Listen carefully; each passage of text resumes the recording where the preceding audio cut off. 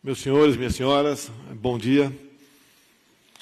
É uma honra, é uma satisfação estar nos Estados Unidos da América. País que desde jovem, muito jovem, nos bancos escolares, eu passei a admirar.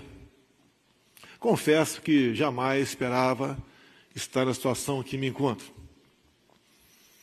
Obviamente, a humildade sempre esteve ao meu lado. Até costumo dizer, quem trabalha são os ministros. Eu sou técnico do time de futebol. Vocês é que têm, cada um na sua área, fazer o melhor para o nosso país. E cada um fazendo o melhor para o seu país, nós, aos poucos, estamos resgatando a nossa credibilidade junto ao mundo e o que é muito importante, a confiança. Realmente, o Brasil mudou, até pela forma como se realizaram as eleições de 2018. Ninguém esperava que alguém fora do establishment conseguisse alcançar a presidência da República. Nada tínhamos para chegar. A imprensa quase toda contra a gente, não tínhamos recursos, tanto é que gastei menos de $1 milhão na minha campanha, e também não tínhamos, obviamente, um partido grande. Mas, tendo a verdade acima de tudo, e não tendo medo de mostrar as potencialidades do Brasil e os seus problemas, e como resolvê-lo com o parlamento brasileiro, sempre deixei bem claro isso em todas as minhas andanças, nós podíamos vislumbrar um Brasil diferente. Com todo respeito aos Estados Unidos, falando em potencialidades, ninguém no mundo todo tem a biodiversidade que nós temos, as riquezas minerais. Dentro de um pequeno espaço de terra, o estado de Roraima, ali temos toda a tabela periódica embaixo da terra, água potável, riquezas naturais, belezas naturais, ninguém tem o que o Brasil tem. Até mesmo se olharmos a Baía de Angra, onde estou lutando, ainda em contatos com o parlamento brasileiro para revogar um decreto. Olha o nível de burocracia que ainda temos no Brasil, mas estamos vencendo. Para revogar um decreto presidencial, tem que ser uma lei. Agora, se nós conseguirmos, junto ao parlamento, revogarmos esse decreto, temos recursos de fora do Brasil para investirmos em turismo. Tenho certeza, com todo respeito ao México, teremos uma Cancún, né? O algo até superou a Cancún, lá na Baía de Angra, no Rio de Janeiro, e assim em vários pontos do Brasil. Temos enormes espaços vazios, temos a maior floresta preservada do mundo, como o senador que me antecedeu há pouco aqui disse, que nós preservamos o meio ambiente. A floresta é úmida, é mentirosa a informação, os fake news, obviamente, que falam a respeito do Brasil sobre focos de incêndio ou queimadas na região amazônica. Isso existe quase que na periferia, uma coisa quase que cultural por parte do povo que busca alimentação, fazer seu pequeno roçado, e isso tudo é potencializado por quê? Já que se falou de Amazônia aqui. Nós temos problemas, mas temos soluções também. Estamos aos poucos conseguindo fazer com que se mude essa legislação do Brasil, e o Brasil cada vez mais se abra para si e para o mundo, para o progresso e para o bem nosso e de toda a humanidade. A nossa Amazônia sofreu de 92 para cá uma verdadeira indústria da demarcação de terras indígenas. Hoje em dia o Brasil tem 14% do seu território demarcado como terra indígena. Ninguém tem isso no mundo. Obviamente sabemos que outros países nem se falam em comunidades indígenas, né? Mas, levando-se em conta um povo que existia lá, ninguém tem isso. E o que alguns países queriam da Europa é que esse atual governo meu chegasse até 22, demarcando 20% como terra indígena. Isso não será realizado. O Brasil mudou e a Amazônia é nossa. E vamos lutar por ela.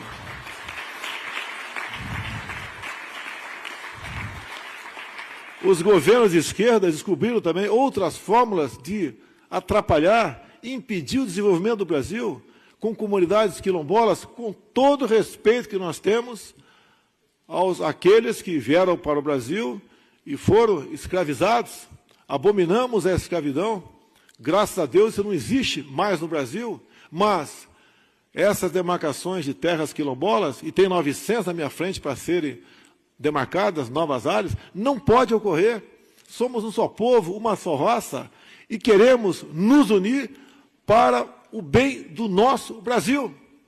O Brasil, além das riquezas que falei aos senhores, tem um povo também maravilhoso, um povo pacífico, um povo ordeiro, um povo trabalhador, que tem seus problemas, obviamente. Tá? Mas cabe a nós, políticos, em especial do Executivo e do Legislativo, buscar solução para isso. Estamos conseguindo, estamos mudando.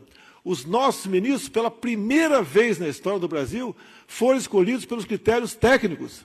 Os melhores que haviam no mercado e que se voluntariaram para tal, estão compondo o nosso governo.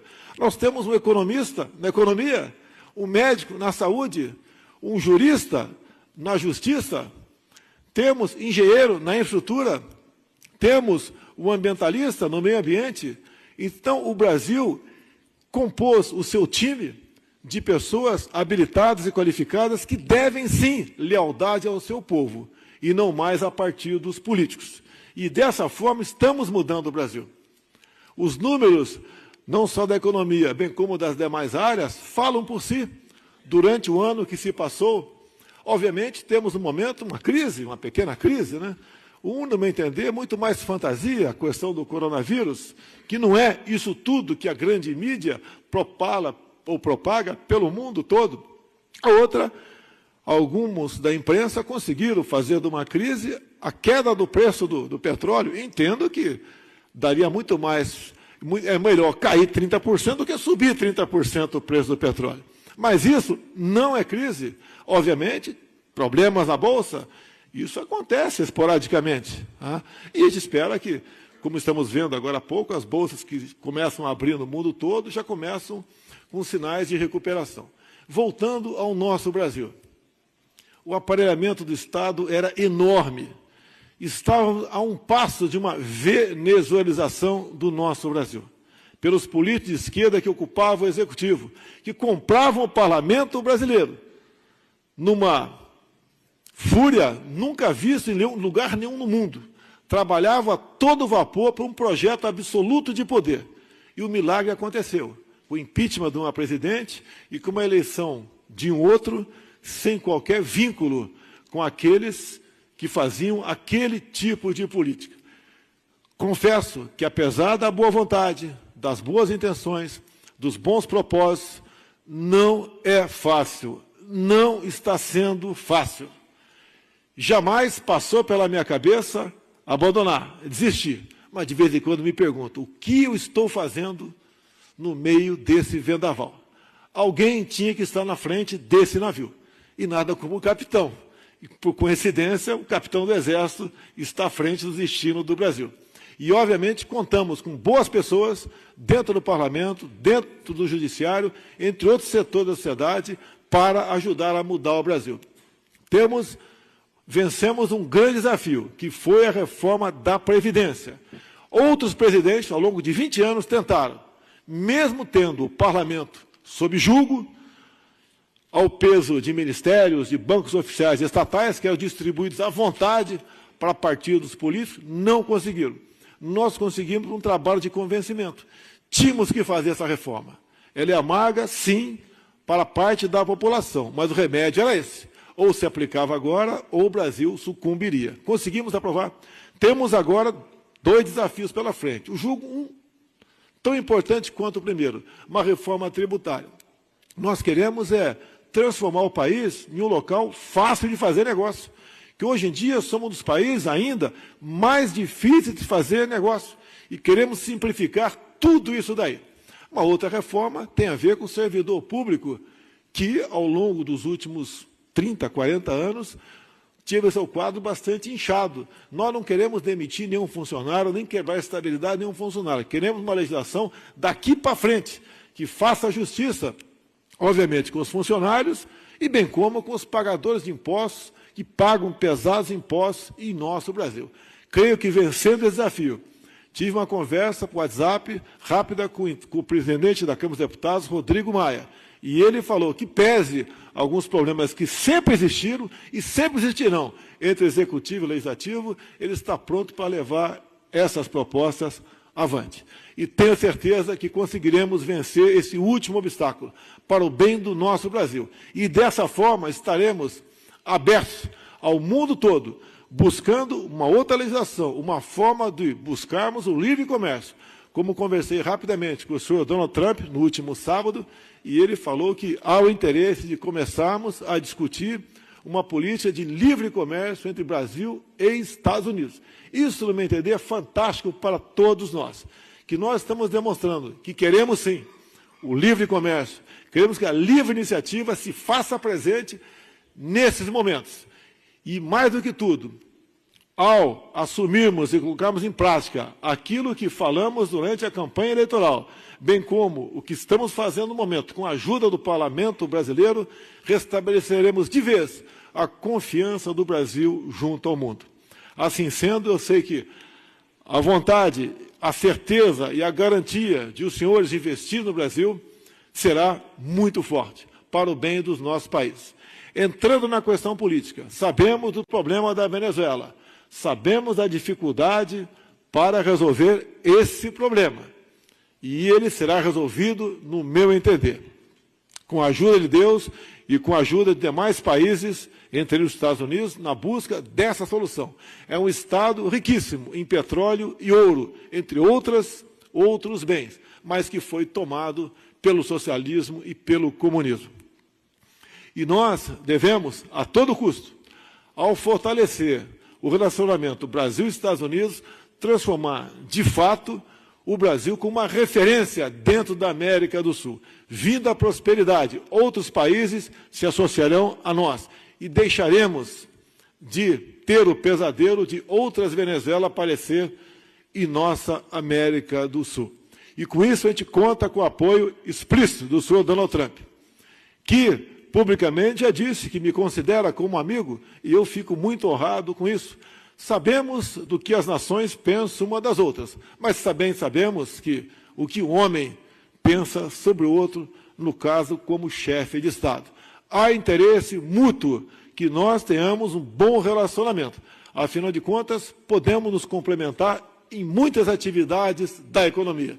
E o Brasil está de portas abertas, de braços abertos, para que cada vez mais essa parceria se torne realidade. Como, por exemplo, ficamos muito honrados com o acordo assinado voltado para a questão da defesa em nosso país. Ao longo dos últimos 30 anos, as Forças Armadas foram esquecidas em nosso país. Mais do que isso, foram perseguidas, porque para se atingir um projeto de poder, precisavam dobrar a coluna vertebral das Forças Armadas. Graças a Deus, não conseguiram, pela formação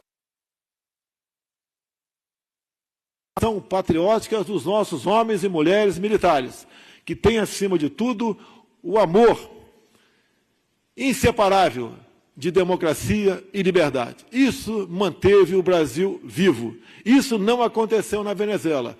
Isso, graças a Deus, no Brasil, está vivo esse sentimento que existe nas Forças Armadas, verdadeira instituição responsável pela democracia e liberdade. O povo do Brasil sempre contou com as suas Forças Armadas, como nós, brasileiros e americanos, estivemos na Segunda Guerra Mundial combatendo o nazifascismo. Essa é uma breve história do Brasil.